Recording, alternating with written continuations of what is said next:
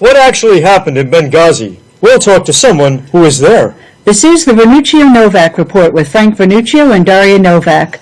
We are broadcast worldwide on the AM/FM 247.com network and also on radio in Las Vegas, Nevada, 92.1 FM, Lancaster, Pennsylvania, 1640 AM and 102.1 FM, Tampa, Florida, 92.1 FM, Macon, Georgia, 810 AM and 98.3 FM, Boulder, Colorado, 100.7 FM. We welcome our new audience on the great WNJC on 1360 AM in Philadelphia and southern New Jersey, and the Restore America Network. We welcome our newest affiliated station, Pittsburgh's 107.3 FM. And hello to all. As the June really is coming towards an end, June always goes so fast, doesn't it? It's amazing. One of the things that's supposed to happen this month, of course, is the finalization of the Iranian nuclear deal. And it doesn't look like it's going to be very good for the West, for the United States, or for Israel. So a lot of the topic has turned to, what do we do now? Certainly the Israelis have some hard decisions to make. One of those decisions is going to be, do we allow Iran to become a nuclear power, or do we engage in some kind of combat? Now, of course, if there's some kind of attack on Iran, inevitably it will probably involve some relationship with the United States forces. And the question has arisen, does the United States have the forces to do this? What would be the cost to the United States? President Obama is downplaying any possible threat from Iran to the United States as a result of a failed nuclear deal. He made a somewhat strange comment that, well, the United States has a $600 billion defense budget. Iran only has a $30 billion defense budget. What harm could they possibly do? Military analysts who have looked at it, though, seem to believe that Iran could do a great deal of harm to both the United States forces in theater as well as to the American homeland. You know, it really does scare me, Frank, when you talk about that, because we have an administration in Washington that is not only failing in this nuclear deal and failing the American public, but they're failing to face reality altogether. And that's a really scary part, because we can say, well, you can have a policy change, you can fix things up, but if they're operating in what I'm going to literally call a delusional state, that things are okay, that we are, we're not failing, that to me is a more scary proposition for the American people, because we have to depend on the administration to have the intelligence. We know intelligence is complete and imperfect to start with. I get that. We're not going to have a perfect solution to everything. But when we have an administration that's, I don't know, in some other dimension, I don't know how else to put it.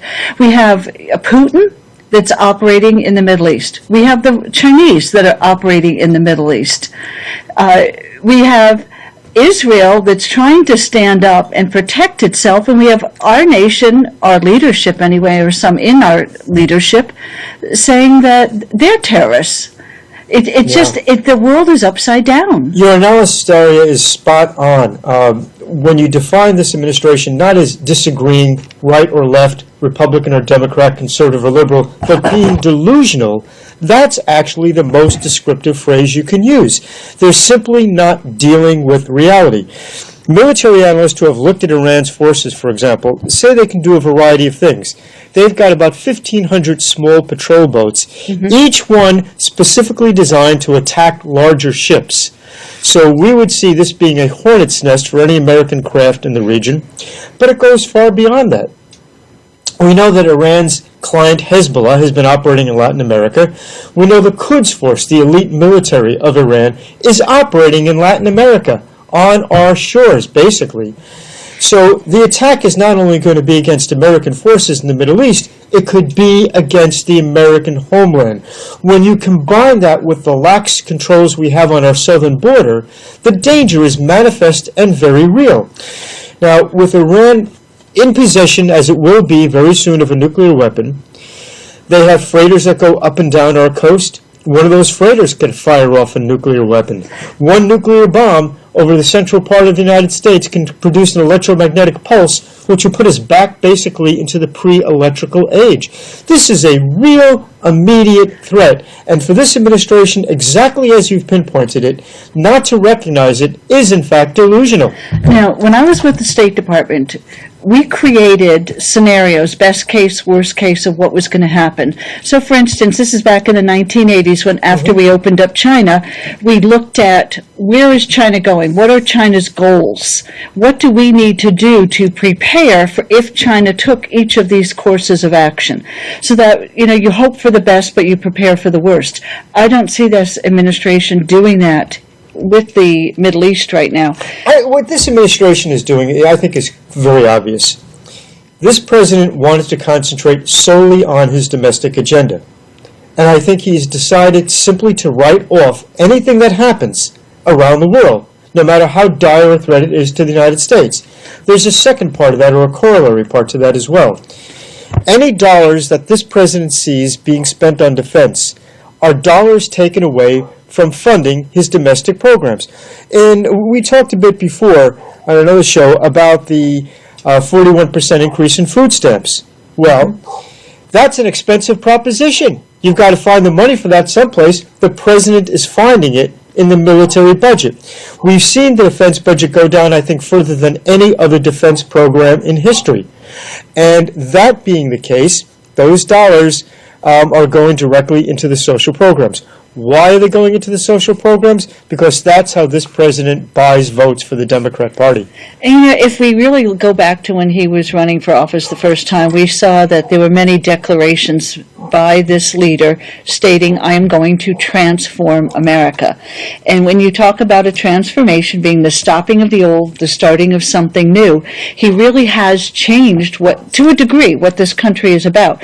Now, the good part, I think, is that this is a leadership change. It's not a change in all of America. The American people are not going along with this. We're seeing a lot of comments and upset in Congress, from localities, from businesses that are having to deal with the policies, etc. The part that really concerns me when we talk about Iran is that this is not just some simple policy where we can say it's, a little bit of trade difference in the amount that we export.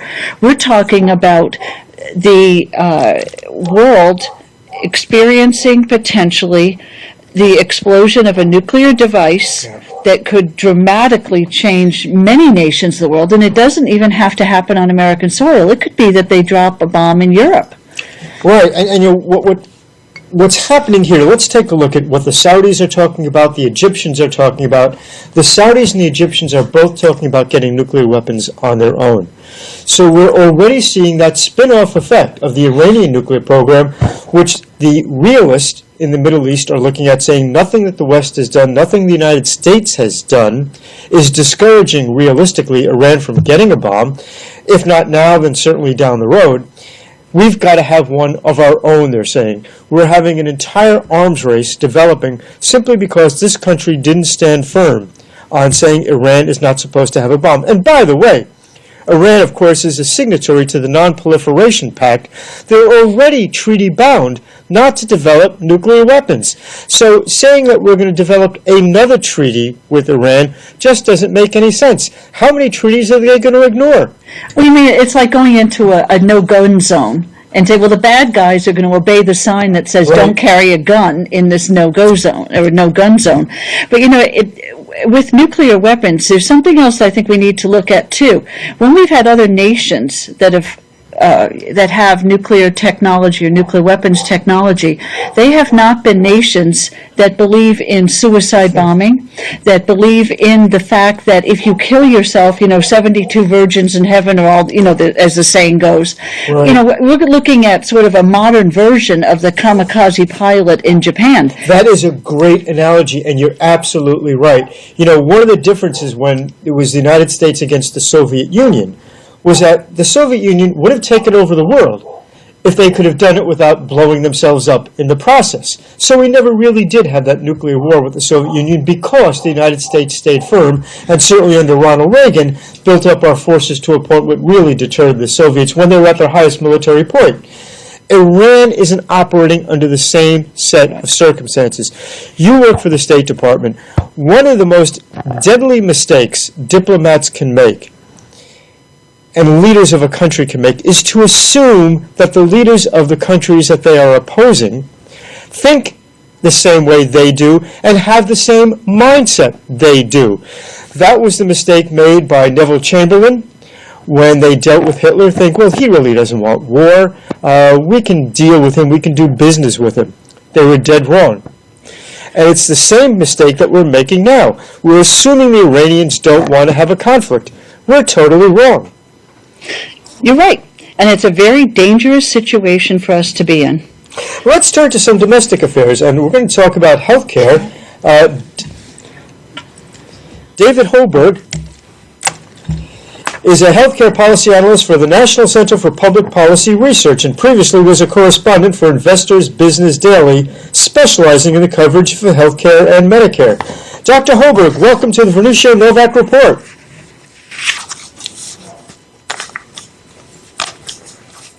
And I think we have just a bit of a technical problem. Dr. Holberg, are you with us? Yes, I am. There you are. Thank you very much for being on the Vernuccio Novak Report. Well, thank you for having me. You know, Dr. Holberg, we've had you on here before. I'm so glad you'll be able to join us again because the issue of Obamacare, the Affordable Care Act, if you will, it's just such a critical one right now. And I think we're getting a lot of disinformation coming out of Washington as to exactly what is happening. Can you sort of bring us up to date on some of the latest? Well, I mean, the latest is that a number of health insurance companies have released their rates for next year that are participating on the Obamacare exchanges. And we're seeing some very hefty rate increases. And indeed, what I think is the you're seeing on the edge of the, you're seeing on the horizon sort of the edge of the, what I call death, or what is called the death spiral. Which basically means that, not enough young and healthy people signed up for insurance, so your insurance risk pool, if you will, was is older and sicker, more costly to cover, premiums have to rise. That, in turn, chases out more younger, healthier people. The risk pool gets older and sicker again. Premiums have to rise, and the process repeats itself. This was largely dismissed by a number of folks on the left, such as Paul Krugman, among others, because in the first year of the exchanges, there were not huge rate increases. But this year, you're beginning to see more and more of these types of rate increases. Usually, I consider the canary in the coal mine to really be a premium hike of at least 20%, if not more. And you're really beginning to see these. I'll give you a couple of examples here. In Tennessee's exchange, the Blue Cross Blue Shield, which is the biggest company in that exchange, is proposing an average premium increase of just under 37%, while the co-op on the exchange, Community Health Alliance, is proposing one around 32%. In New Mexico, the Healthcare Service Corporation is actually asking for a premium hike of well over 51%. And I'm 51%. Pardon? Is that 51%? Yeah, 51.6% if you want to be exact. Now, wasn't the name of this thing the Affordable Care Act? Well, I've always said that it's more accurate to refer to this as Obamacare, because after all, what's affordable about it? Right. It's absolutely amazing. What else? What about the Medicare end of it? We're looking at spending where Medicare has a budget, but that there are limits on that for the first time. Before we saw Medicare, it was really an entitlement program. Now we're looking at them talking about capping the amount of money that can be spent, yet we have more seniors and more people needing it. Yeah. Well, there's a couple of things they're trying to do with Medicare. One of the things they're trying to do is to push as many seniors in Medicare into what's known as an accountable care organization. And the Accountable Care Organization kind of operates like the old HMOs, where you had to go to your primary care physician first, and then he would refer you to a specialist if need be. And these Accountable Care Organizations are going to be comprised of many, many doctors, and they're supposed to be responsible for the health care of at least 5,000 Medicare recipients. And the idea here is that if these ACOs, Accountable Care Organizations, are able to save money under Medicare, they will get to share in some of the savings. A couple of problems here. I mean, first of all, when you actually look at the early experience with the Accountable Care Organizations, just over half have saved Medicare money that have participated, and of those, barely again, half of those saved enough to actually share any of the savings. When I did some very rough math, if you were to push all Medicare beneficiaries into Accountable Care Organizations, the most it would save is maybe about 1% of Medicare's budget. The second problem is that Accountable Care Organizations is what's in the sort of the jargon of healthcare policy circles is referred to as a healthcare delivery model. Now, there's nothing necessarily wrong with Accountable Care Organizations per se. There is something wrong with trying to shove close to 50 million Medicare beneficiaries all into one basic healthcare delivery model. Why? Because there's way too much diversity among 50 million people. They're going to, have a wide variety of preferences and needs for their health care, and there needs to be many different healthcare delivery models to meet their needs. But Medicare is trying to shove them all into one size fits all. Not a big surprise, given the that tends to be the way bureaucracy and government operates. It's not like the market, which tries to, attract consumers by offering different choices, of course. And then the final problem is there's been some recent research showing that, in fact, it's smaller physician practices, usually, physician practices of two or less that have lower rates of hospitalization, that is, they keep their patients from going to the hospital in the first place, that they do a better job at that than do large physician practices. Well, Accountable Care Organizations are going to be large physician practices. So, there's the possibility that this model may actually put patients' health at greater risk. So, that's what's going to be happening in Medicare in the coming years, and unfortunately, right now there is no stopping it. But hopefully we can put a stop to it in the future. Dr. Holberg, a Forbes study recently said that one of the best kept secrets of the Affordable Care Act is that it imposes a global budget on Medicare spending for the first time in the program's history. Basically, this comes down to what you could call rationing, doesn't it? Well, yeah, global budgets usually do entail rationing because, the only way, an organization, a hospital, or whatever can make sure that it doesn't run over the budget is by engaging in some form of rationing, and it's usually the sickest patients who suffer the most under that type of a system.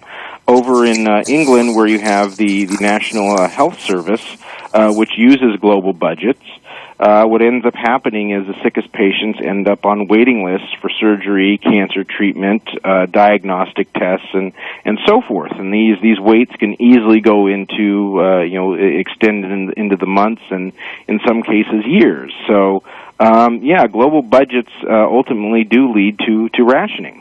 Yeah, in fact, there was a significant expose in England's publication, the Daily Mail, and it revealed that according to shocking new research by Macmillan Cancer Support, every year many thousands of older people are routinely denied life-saving treatments because their doctors write them off as too old to treat. Mm-hmm. Well, I'm not terribly surprised by that. This is something that's been going on with the NHS for years. They have something called the National Institute for Health and Care Excellence, which has this kind of creepy acronym, NICE. And their job is basically to approve or disapprove certain treatments. For years, they were deciding that certain drugs that could extend the life of a cancer patient, even one that was terminal, that they, in many cases, decided not to approve those drugs, which meant that the National Health Service would not pay for it. I remember the Rare Cancer Forums did a report on this and found that in 1 year there were at least 20,000 Brits who could have benefited from some of the medicines that were denied by NICE. And in some cases, it's not, the NICE may eventually approve the drug, but by the time it approves the drug, the damage may be done. There was a member of Parliament by the name of Alice Mahan who suffered from macular degeneration and wanted the drug Lucentis, which could treat it, but the NICE had not approved it. And she filed a lawsuit, but ultimately had to drop the lawsuit because she ended up going blind in that eye, and once you go blind, Lucentis is of no help. And then a few years later, NICE finally approved the drug for use. But for her, and this was a Labor MP who had been bolstering the NHS all of her professional life. So that's pretty much what you get with these government-run single-payer type systems. Now, if you look at it, for most of the history, per capita Medicare spending in real terms grew at about twice the rate of growth of real per capita GDP. Now, this is in line with the rest of the healthcare system. Now, going forward, the law requires Medicare to grow at a rate that's not much more than the growth of the GDP. So how does Obamacare accomplish all the spending reductions? I know they've got the IPAB, the Independent Payment Advisory Board, that will have the power to recommend cuts in reimbursement rates, but is this going to really work, or are we going to see a deterioration in health care? Well, a couple of things. One of the other things they're doing is they've been cutting back on the amount that they're paying to Medicare Advantage, but that's only going to last as long as it doesn't anger enough seniors who actually have Medicare Advantage. Once the cuts start hitting home and their benefits under Medicare Advantage deteriorate, those cuts will probably come to an end. As for IPAB, if IPAB goes forward, it could certainly create a lot of problems. The biggest concern for me about a thing like IPAB is that the people who will be running IPAB pay little to no cost for being wrong. In fact, if anything, being on IPAB will be prestigious for people who come from medicine, who come from, academia and so forth, and having that on their resume will, enable them to go get an even better job with better pay and better benefits once they leave IPAB. But because they have, they pay little cost for being wrong. That is, they can't really be booted off of IPAB. Maybe they would, if something went wrong, they might face enough shame and resign. But, there's no real cost that they pay for being wrong. And that, to me, is just a recipe for disaster. Back in 2008, didn't Sarah Palin call the IPAP the death panels? Yeah, that's what she did refer to it as, and I don't think that's. I actually think that's a pretty good way of describing it. She was ridiculed pretty substantially for saying that, and it turns out she was right after all. Well, yeah. I mean, you look again, like at NICE in England, and yeah, it denies life-extending treatment. So, what better way to refer to it as a death panel? And IPAB, is going to, like I said, be run by people who pay little cost for being wrong, and the costs are going to fall on patients and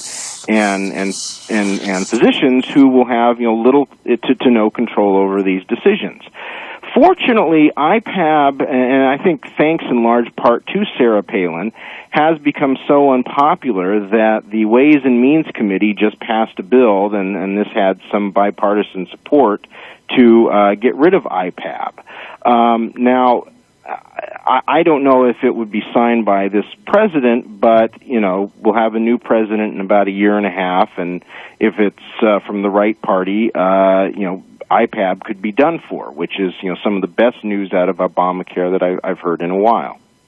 A lot of young people don't pay attention to their health care as much as, our more senior citizens do. We see that the seniors, it looks like in reality, are being pushed into like a second-tier health care system in a way.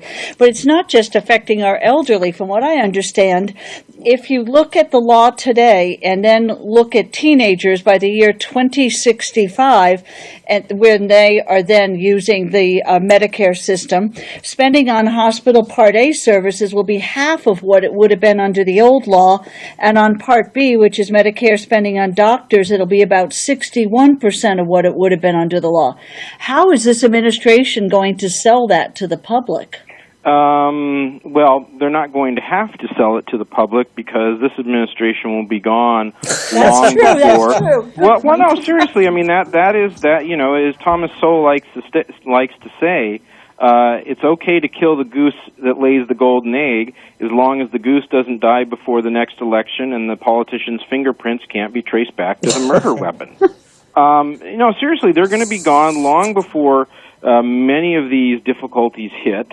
And so, Obama will, if he's even alive in 2065, will be sitting in retirement after having earned millions in speaking fees and, having set up probably his own charitable foundation. I don't know that he has that, but at any rate, we can bet he'll probably earn millions off of speaking fees, and it really won't be a concern for him. Whether or not that kind of drop is going to happen, I just don't, unless Medicare somehow finds some massive efficiencies to bring about that kind of reduction. And government programs are usually not known for being particularly efficient. I just don't see how that's going to happen. Given that Medicare's prime constituency, seniors, vote at rates higher than just about anybody else, they're very easy to organize if need be because so many of them live in retirement communities or belong to senior centers that, politically there will be huge backlash to those types of reductions. Whatever way we reform Medicare in the future is probably going to have to come in some other reform, and certainly not in the form that Obamacare has tried to achieve.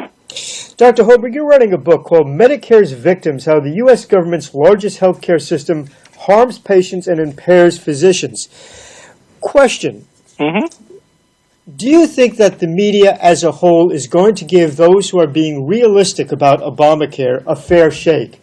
Certainly in the debate leading up to the passage of Obamacare, the media almost totally shunted out people like you who were realistic and bringing up honest analyses. And of course, we had to sit through the sheer insult of Nancy Pelosi saying that you're not going to know what's in the bill until you pass it. Mm-hmm. Do you think that the media is now prepared, looking at analyses like your upcoming book, to look at Obamacare in the face and say there are many flaws with the system and perhaps it was a mistake? At this point, I don't see any real willingness on the part of the media to really do that, and I don't really expect that they ever will. I mean, it's possible if the exchanges start to really do start to death spiral, then maybe eventually, but. I mean, this fight is not going to be won by hoping that the media eventually kind of comes around to your side. The Affordable Care Act, again, that name is so astounding. If, in fact, they price themselves out of the reach of many Americans who can't afford health care, can't afford the Obamacare, and then they're going to get fined for not having health care at all, isn't this kind of a double whack in the head to the American worker? Yes.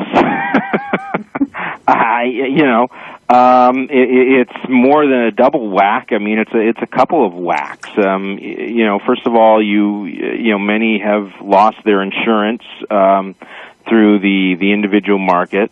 Then they've had to buy insurance that cost them more than what they were paying previously.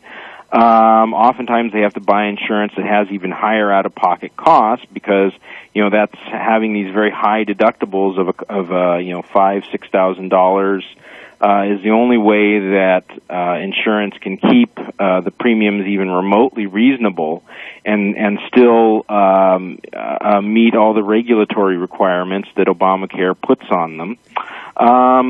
So there's that, and then, like you said, if they don't do it, then they get hit with a fine. So although the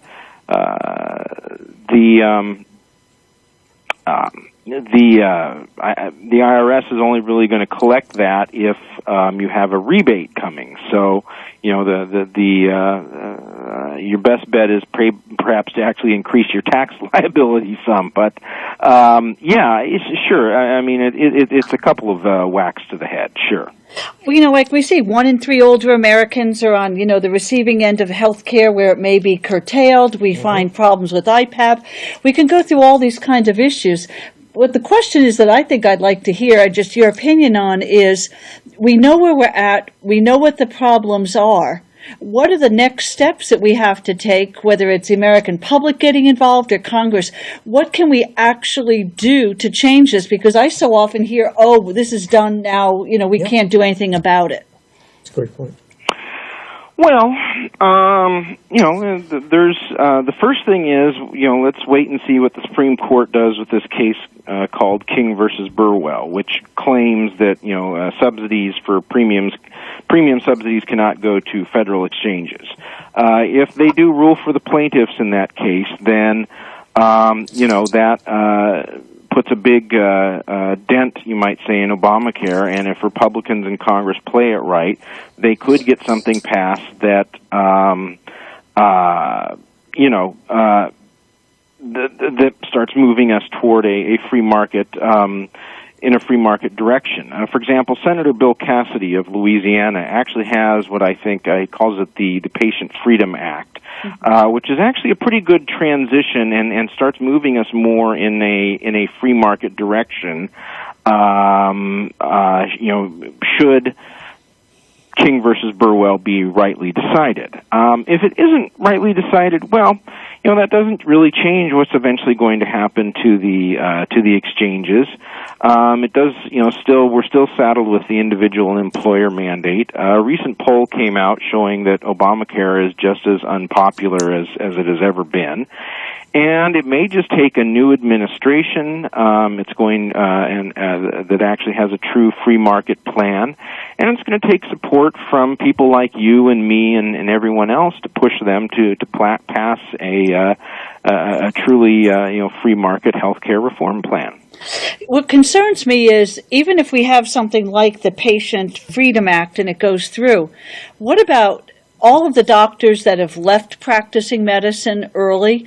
I've had friends that have shown me letters that they've received from their doctors that, I'm sorry, but I'm no longer practicing. I have nobody to turn my practice over to. Specialists at hospitals, where the hospital, I literally just saw a letter last week from a hospital stating that the patient will just have to wait for care because they haven't been able to find somebody to replace the doctor. And that's in an entire large hospital system. So if we've lost all of these doctors, can we recover, do you think? Oh, sure we can recover. I mean, once you make the system more market-based and less bureaucratic, and one where, people can actually go into medicine to treat patients and earn a good living at it, over time, talent will come back, good people will go, younger people will go into medicine, and, the supply will meet the demand. But it will take some time. That's just a scary thought to say, it's going to take time because there's going to be an awful lot of people there left in between. Well, it is a scary thought, but, I mean, is there some other solution? That's what's really scaring me, because this thing has become such a political football over the last few years that I think that the American people are the ones that are losing out on it. I think, part of the problem is the way this whole thing was sold. I think that the concept of we're going to insure the uninsured, and it turns out that not that many of the uninsured became insured through Obamacare, and blatant lies. I mean, we could all have different opinions, but blatant lies were told to the American public. If you like your doctor, you can keep your doctor. If you like your policy, you can keep your policy. And that kind of limits the public conversation. Not many people really have the time and the energy to go researching into the truth, or the veracity, rather, of a political statement like that. And they were sold, frankly, hook, line, and sinker into this thing. Oh, I largely agree with you. And look, most people are, busy with their work, busy with their family. They need leisure time. This is a good reason why government really should not be involved in healthcare. Is that these decisions get made by people who don't pay the cost for being wrong, and the people who do pay the cost, the average everyday person who then suddenly finds himself a patient, has to worry not just about what are the doctors doing, what treatment do I need. He may also have to worry about what regulations are impacting his treatment or his ability to get treatment. Something that really he shouldn't have to worry about. Dr. Hoberg from the National Center for Public Policy Research, we look forward to your forthcoming book, Medicare's Victims: How the U.S. Government's Largest Healthcare System Harms Patients and Impairs Physicians. We look forward to speaking with you again. Well, thanks for having me. Frank, this whole thing just really concerns me with healthcare, the way it's set up right now.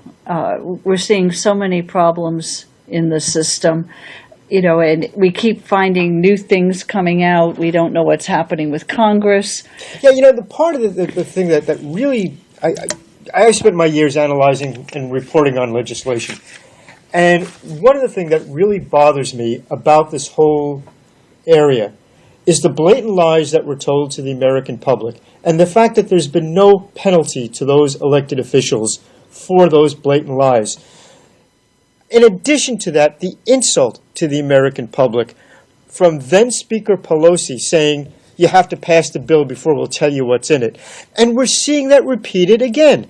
We're seeing that with the Trans-Pacific Partnership Bill that's being debated now in Congress. And we're told that you can't see it. It's a secret. That even some of the congressional representatives, they have to go to a special place. They're not allowed to bring some of their aides in. They're not allowed to take a copy of the bill out. They have to sign non-disclosure statements. Whatever happened to the concept of open government? This is not the way the U.S. government is supposed to operate. You're very right on that, and I just hope that things change in the coming years, because we've had some real bad problems in recent years with the way our government's been behaving, both domestically on the health care issue and on foreign affairs. Well, talking about foreign affairs being a problem, we still have not heard the whole story on Benghazi. Chris Paranto, or Tonto as he's known in security contracting circles, is a former Army Ranger from 2nd Battalion, 75th Ranger Regiment, and he was part of the CIA Annex security team that responded to the terrorist attack on the U.S. mission in Benghazi. Chris, are you with us? Chris, are you there? I'm here. Can you hear me? Yes. There you are. Thank you. We had a bit of a technical problem. Thank you for being on the Vernuccio Novak Report. Hey, thank you so much. Frank, I really appreciate it. Sorry, I've got a little bit of a bad connection, but I do really appreciate you having me on, and looking forward to talking to you today. Well, you're coming through loud and clear, kind of the way the State Department or the White House didn't come in loud and clear during the attack on Benghazi, did it? Well, they could have done a little bit more. At least that's what I think from my experience overseas, and I think more could have been done that night to assist us, or even just to come and get us out the next day. We didn't see any U.S. assets in Benghazi at all. Period. We had to find our own way out by renting Libyan aircraft and then talking to the Libyan Air Force into flying us out. So there could have been a little bit more done, I'd say, just slightly. Chris, from my observation, I understand the John C. Stennis aircraft carrier was not that far from Benghazi. Also, the U.S. Air Force had assets in Sicily. There were other American assets in the region. Why were none of them mobilized to rescue our ambassador and the people around him? You know what? That's million-dollar question. I don't know. And you are correct. There is always a Marine Expeditionary Unit on an aircraft carrier. There is one in the Mediterranean, and there also is one in the Red Sea. The Fast Company of Marines is what you're talking about. That there is at Sigonella, and they were actually getting they were on standby ready to come and assist us, and they were told around midnight to what we call dejock, just get their stuff off, and they weren't needed. And I don't know. That's something that is still not been answered, and I sure as heck would like to know too. And we've been pushing this question, myself, Mark Geist, and John Tig-Tigan, the two of my compatriots that were there with me, and they would like to know too, and we just haven't got the answer yet. We've heard from personnel who were eventually sent to recover the body that they actually had to charter a plane on their own, then get a taxi from the airport, completely without any support from the U.S. government. They were doing this almost totally on their own. Is that accurate? Actually, what's the accurate part is, and that was our GRS element, Global Response Staff element from Tripoli that came to assist us. Our teammates that worked in Tripoli, they did have to charter a plane. They actually had to rent a plane. It was about $20,000, and that was where Glenn was on. Rented a plane, flew over to Tripoli, and then they got there at midnight, and they sat there for 3 hours because we didn't have any militias or local friendly forces there to come get them, and we couldn't because we were in the middle of a firefight there, the Benghazi team. So the correct part is, yes, they did have to charter a plane, basically rent a plane, fly over to it, and then they sat at Benghazi airfield and waited for a militia that we could find to come pick them up and take them to our annex, which was under fire, which was only 10 miles away. The problem was that we didn't have any assets there to assist, and the guys from Tripoli that came down and the Delta Force operators, they'd never been in Benghazi before, so they didn't know how to locate our annex. So, it reeks of intelligence failure, at least on the higher levels, but it also shows that the GRS element, being able to just find a way to get there was incredible, and it goes to the skill levels of Glenn and the team from Tripoli that came down. But it's a sad state, when you're thinking that you have to actually rent a plane to come assist your fellow brethren in another city when they're getting attacked. Back when we had the Marine barracks bombing, yeah. were the State Department, one of the people running the task force operation there. And one of the things that we did in those days, at least, was, I will blame state for some things, especially lately, but at least in those days, we ramped up early before an event when we knew something potentially was going to happen, and we were up to speed and ready and informing. And I know when I was leading some of them, like on Tiananmen Square, we had to regularly brief the Secretary of State on whatever was coming up. There was just no way that our bosses were not informed, even if it had to be every 5 minutes of events were changing. Now, on August 16th, Ambassador Stevens sent an email saying he's urgently warning the State Department that Americans in Libya couldn't defend the U.S. facility, quote, in the event of a coordinated attack due to limited manpower, security measures, weapons capability, host nation support, and the overall size of the compound. To you, wouldn't that be a warning sign where we needed to have some kind of operation set up to change that? I do. I agree. And actually, 6 months prior, Greg Hicks and the regional security officer at Nordstrom have been putting requests in, not to mention Dave Ubben, Scott Wicklund, and Alec Henderson, the 3 State Department guys in Benghazi that were caught there that night. They had been requesting more security for almost a half a year up to prior. So the guys on the ground were doing the right thing, and I'll give them the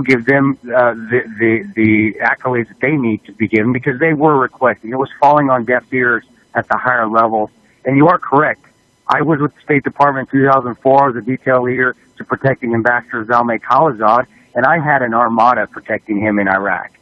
And to see how it went from then to 9/11 2012, from 2004 2012, and see that minimal security, it just shows that I think security now within the State Department is a secondary.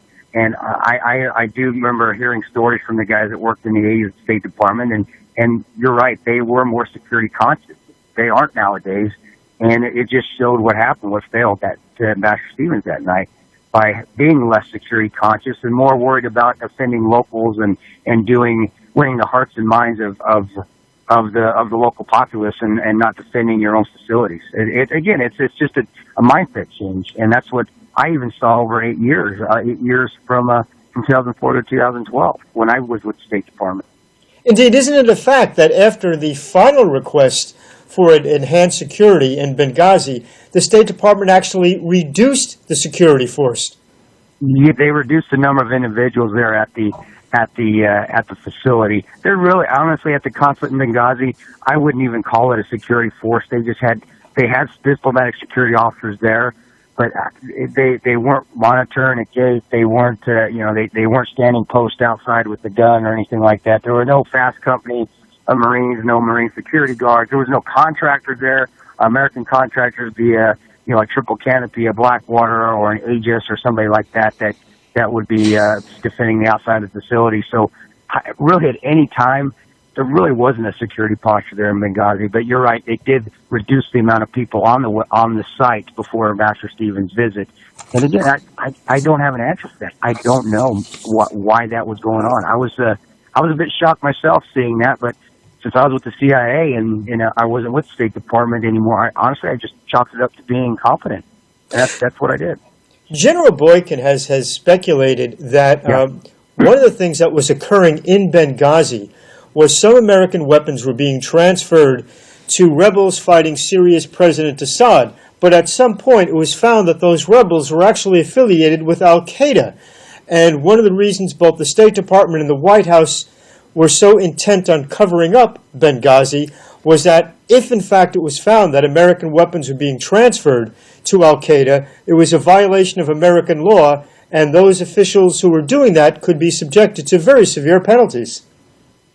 And that is General Boykin's a great man, and he's doing a good job along with Claire Lopez and the Special Operations Speaks guys, Lieutenant Colonel Haney over there, figuring that out. I'll tell you this from just, I don't have pictures or anything that would show that. And I cannot say with 100% certainty that was going on because I didn't visually see that. But I have seen the other, and there's a big button there. I have seen the reports. I do know that we weren't really in the know, which was odd for GRS. We weren't in the know of all the operations that were going on over there in our particular AO, which bothered us. So I can't rule that out. I can't verify it, but I'm hoping the committee and guys like General Boykin and ladies like Claire Lopez and Special Operations Speech people can keep pulling out information that I don't even know. They're finding out things that I didn't even know was going on over there, and I was there at the time. Stuff that was being hidden from me.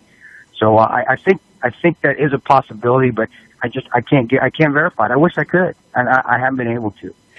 Sometimes we hear the stories coming out of D.C., there was nothing we could have done. Given what you know about the situation and having been there, if you were allowed to act earlier, what would have happened? What kind of action could you have taken? Sure. And I did tell this to when I testified in the House Intel Subcommittee, which was under Mike Rogers at the time, and it was really an awful report they wrote up.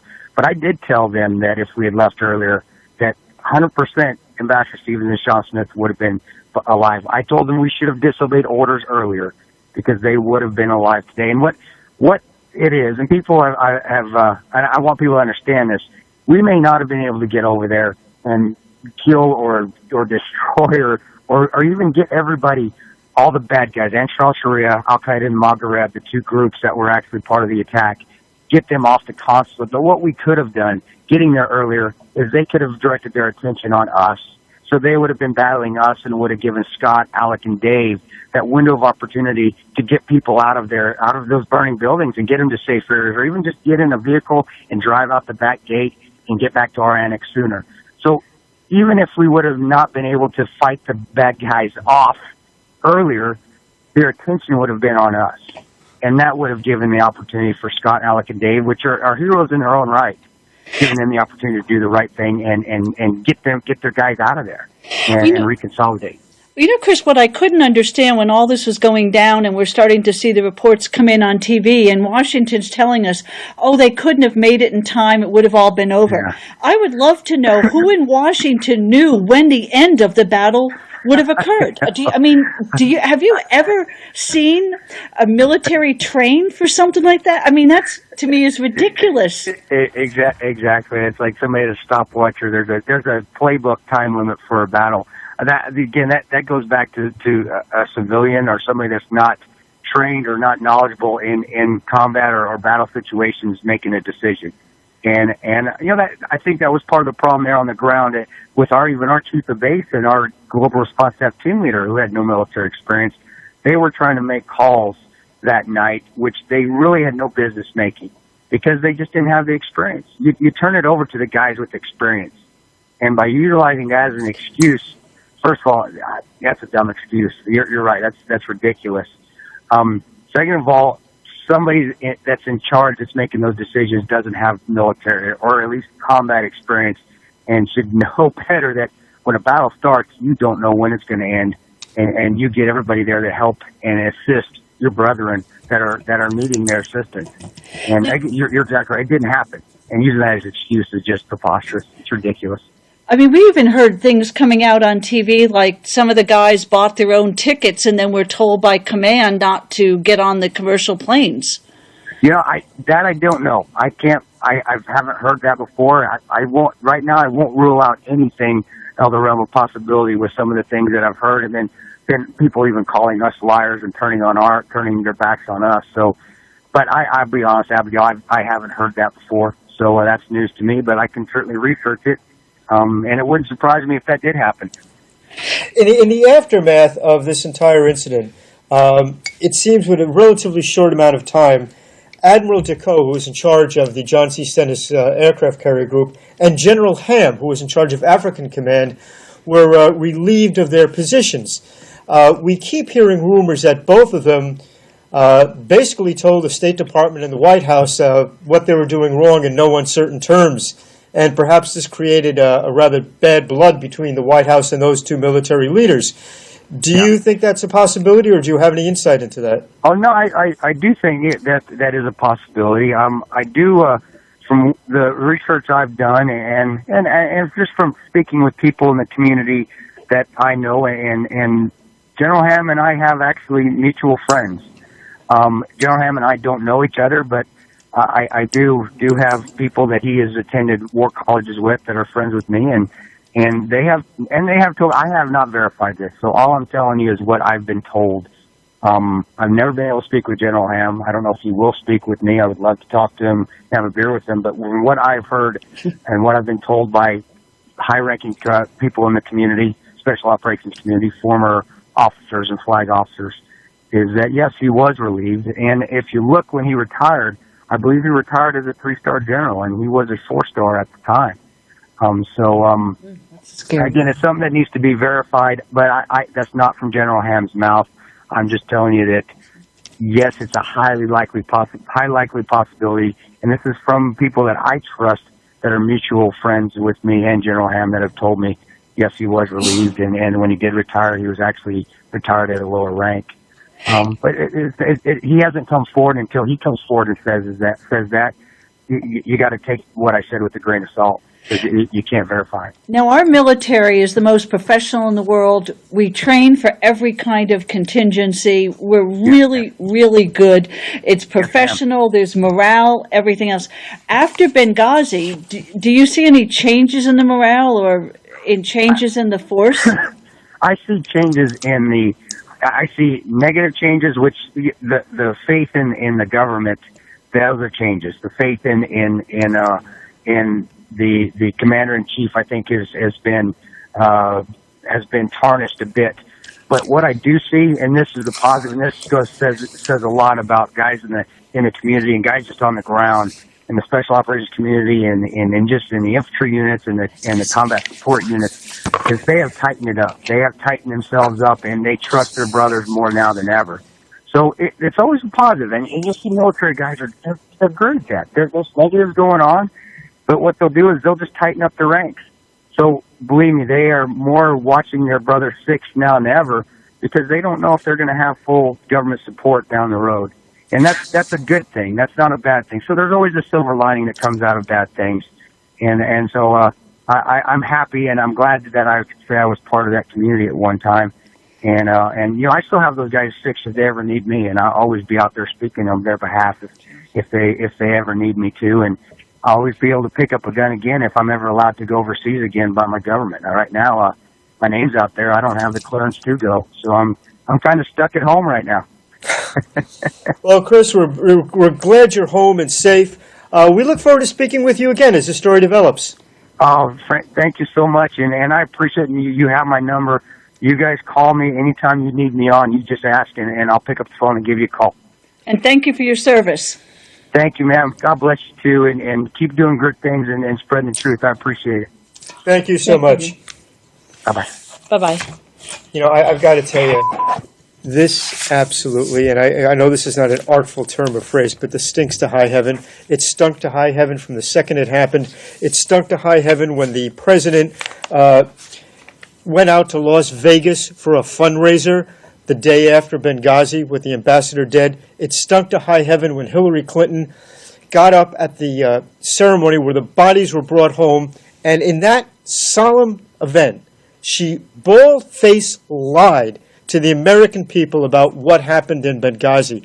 To lie over the dead bodies of our ambassador and the people who were around him, I think is one of the most offensive acts I've seen in American politics, certainly since I've been observing politics. I totally agree with you. And the fact that she can do this with a straight face and now decides she wants to run for president, making her our commander-in-chief after the actions that she took or those that she didn't take while she was Secretary of State. And when she has been called upon to say what were the things that she accomplished as Secretary of State, there's dead silence. Yeah. I think that's what it ought to be in the future, dead silence toward this woman running for president at this point. I just can't believe the things that keep coming out about Benghazi. And we haven't even gotten into on this particular program all the emails that followed up in the months and the year, et cetera. Just as a sideline, many of the networks actually covered this up, didn't really report very much on it. When the Benghazi hearings began, NPR had to finally say something about it, and they were actually embarrassed. I heard the report. It was quietly done on a Sunday morning, the first time I heard it on NPR, and they basically had to explain why they didn't cover the story in the past. We got to keep following this up then. This is the Vernuccio-Novak Report with Frank Vernuccio and Daria Novak. We are broadcast worldwide on the AM/FM 247.com network and also on radio in Las Vegas, Nevada, 92.1 FM, Lancaster, Pennsylvania, 1640 AM and 102.1 FM, Tampa, Florida, 92.1 FM, Macon, Georgia, 810 AM and 98.3 FM, Boulder, Colorado, 100.7 FM. We welcome our new audience on the great WNJC on 1360 AM in Philadelphia and southern New Jersey, and the Restore America Network.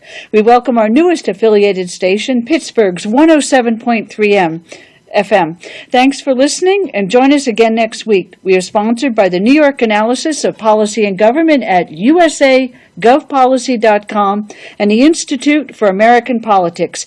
Email us at truthinradio@gmail.com and tune into the American Political Zone television show, also on the AM/FM 247.com network. Our producer is the amazing Abigail White, and our director is the brilliant Jeff Hansen.